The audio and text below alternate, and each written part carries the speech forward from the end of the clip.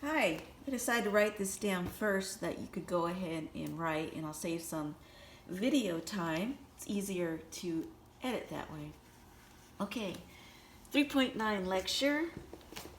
Recall the demand function. X equals D of P, where X is the quantity, P is the price. The demand function, the quantity of items that consumers are willing to buy at a given price per unit. Now, if X equals D of P is linear, then X equals MP plus B. All right, I'll give you a little break to write that. Also, you can stop the video to pause and write.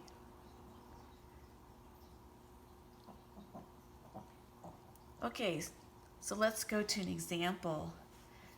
A store sells 200 microwaves at $120 each in 1 month. Survey indicates for each $10 reduction in price, the number of microwaves sold will increase by 25 per month. M is the slope, and we have to decide to do the slope, which is our input and output. Well, we think which affects what? Does the price reduction affect the increase sold, or does the increase sold affect the price reduction? Well, it makes logical sense. If we're going to reduce the price, then it's going to be more, we're going to be sold. Okay, so our output goes on top.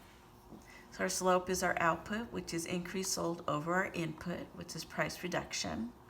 Our output is 25 will be sold if we decrease by $10. So we put a negative 10 there. And that's negative 2.5. Okay, so there's more to say on this. So let me go ahead and get this.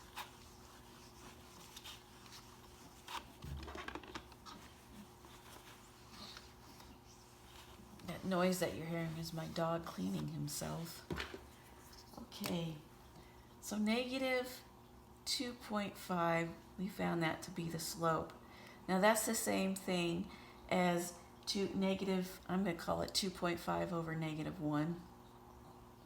Okay, so how would we interpret that? We would say for every $1 decrease in price,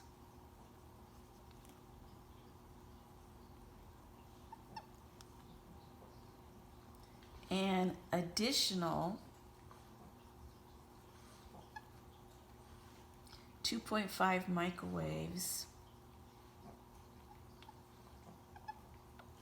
will be sold. Okay, for every $1 decrease in price, an additional 2.5 microwaves will be sold. Okay, so here's a question we're going to have for this problem. Find the demand function. Find the demand function. Okay, so we know X equals MP plus B. We just found the slope, so we'll fill in what the slope is. Negative 2.5P plus B. All right, now do we have a point to work with at all? Well, if we sell 120, if the price is $120, what do we know? How many microwaves will be sold? We know 200 will be sold. So we're going to use that point. All right. So 200 is the amount, which was in this case X, the number of items sold, which is weird to see as X as an output. Okay. And the price is going to be $120. Okay. So really what we're looking at here is P comma X. All right. Now we solve for B, and B equals 500. Okay. So we have X equals negative 2.5 P plus 500.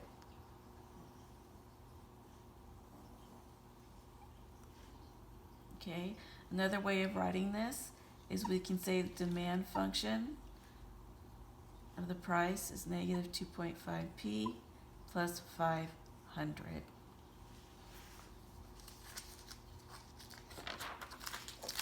Okay, we're going to go on and do letter B.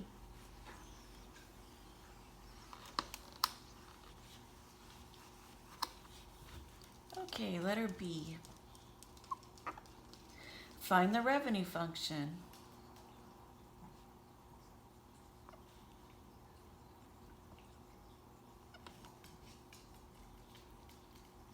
We're going to find the revenue function. Now recall, revenue equals price times quantity. Revenue equals price times quantity. So the function is going to be R of P equals P times X, because X is the quantity, P is the price. But we need a function all in P. So remember, X equals negative 2.5P plus 500. Okay?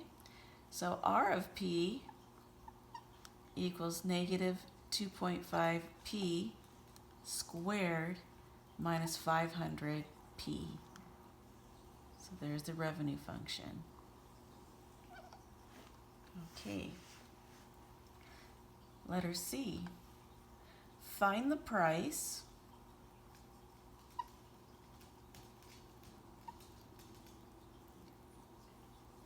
of the microwave oven.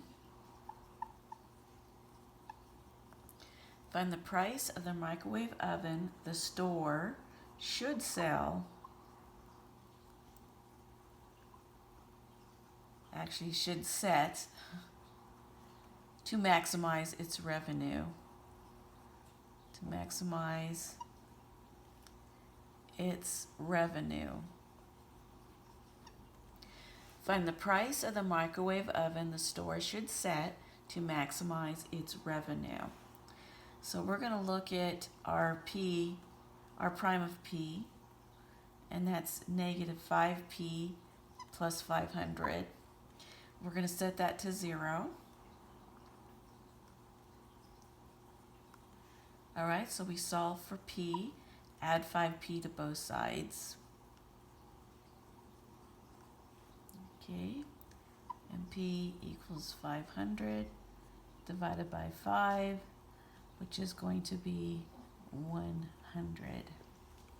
So this is a critical number.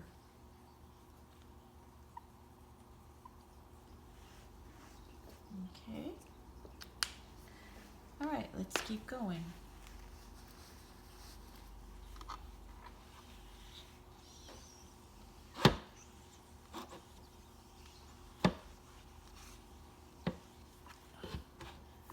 Okay, so we're going to look at the domain for R of P. And we said R of P equals P times negative 2.5P plus 500. Okay, now the item sold,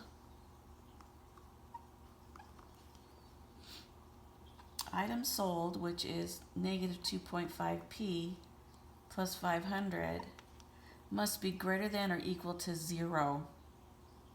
All right, so adding this to both sides, we have 500 is greater than or equal to 2.5P.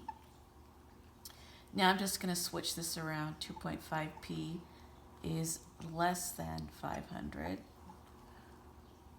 All right, this points to the smaller number.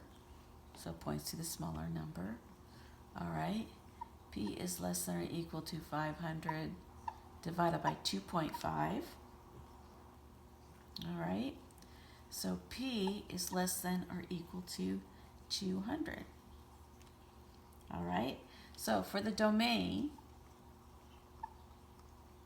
we know it's going to be between 0 and 200. Okay? Now what do we have? We have a critical number where P equals 100. So the price is $100. Okay? If we take our double prime P, we get -5, and that's less than 0. Okay, since it's less than 0, we know it concaves down, and therefore we have a relative max. R has a relative max at P equals 100. Okay. All right. So we know we have a relative max. We know a couple things right now. We have a relative max. We know R is continuous. So R is continuous from 0 to 200. R of 100 is a relative max. We know 100 fits in,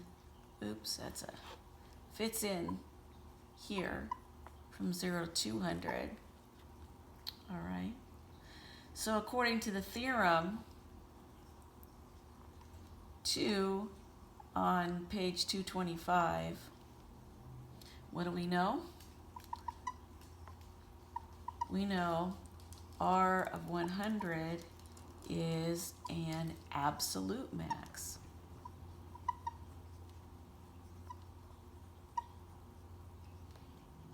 Okay. Hence, the store should set the price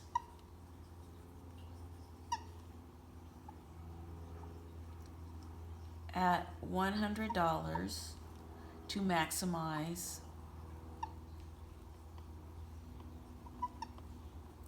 its revenue. Okay. All right, we have another question to answer on this particular problem. So I'm going to erase this.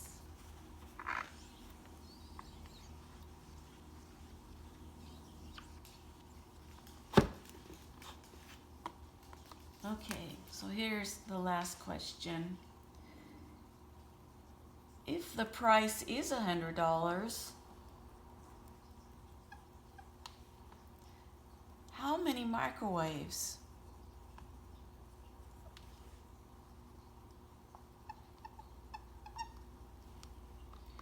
need to be sold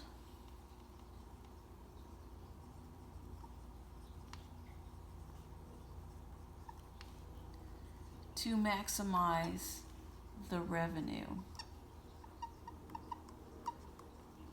If the price is $100, how many microwaves need to be sold to maximize the revenue?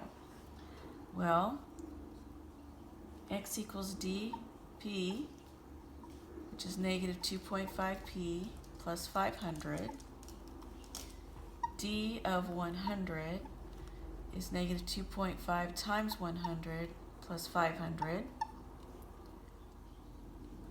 which is negative 250 plus 500, which equals 250 microwaves. Okay, so R of 100, to find out the total revenue, is 100 times 250 microwaves, which is $25,000. That's our maximum revenue. Okay, very good. I'm going to end this video and continue on the next one.